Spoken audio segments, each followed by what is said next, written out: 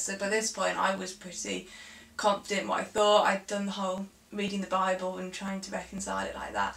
So I was quite confident, and I went to this church and I was there for a few months and quite involved, and I really liked it. I was living on my own in a new town, didn't have any friends really there. We weren't really together at the time. No. And I was not doing well emotionally or anything. It was just a horrible time, and I was, you know, going weeks without ever seeing anyone or talking to anyone, and church was the only place that I ever went, the only place I got out to, the only place I had friends or anything.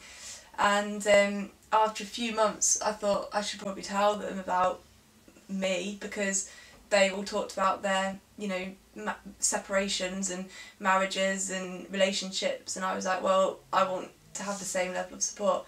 So I took my small group leader to the side and I said, oh, just letting you know that I'm gay and I'm not, you know, with anyone, but there is someone important in my life that, you know, we've got history, and I don't know if we got back together, I think we would get married, and I'm happy with that and everything. And I said, can you just find out what the vicar thinks about it for me, you know?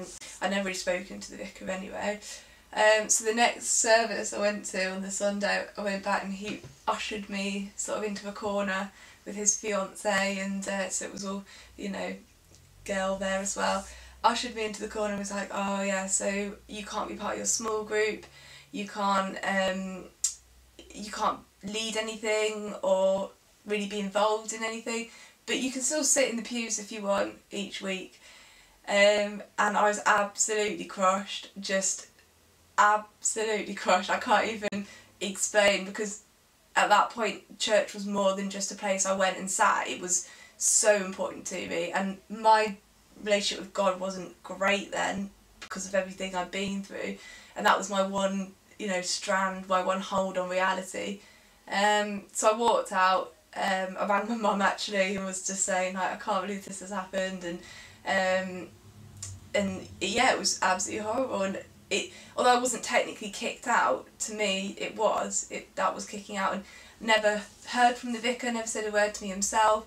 And I've been part of this community for quite a few months, no phone call or follow up from the leader to see that I was okay, no explanation to the rest of my small group of why I suddenly left, nothing. It was just like as if I never went, as if I wasn't there.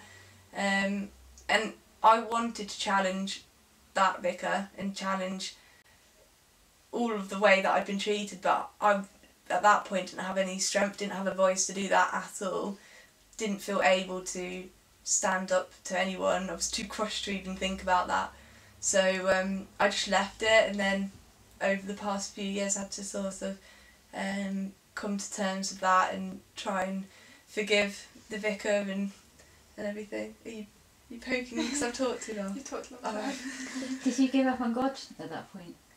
I would have, but when I walked out of that church, I went sort of straight as soon as possible to some close Christian friends, one who was a vicar, and they welcomed me into their church. And then a few weeks later I went to work on team at a Christian summer camp, and the team there they could see straight away that something wasn't right, and they could see that I was quite broken, and I talked about it with them. They said, doesn't matter, we don't mind that you're gay, doesn't matter what you're going through in terms of all of that, you're part of our team, you're here to serve with us, God loves you, we love you. So for me it was just, if that hadn't happened, if I'd had no welcome into the church from there, yeah, I would have, absolutely. But because people just supported me and welcomed me back in straight away, I sort of realised it must just be that particular church, and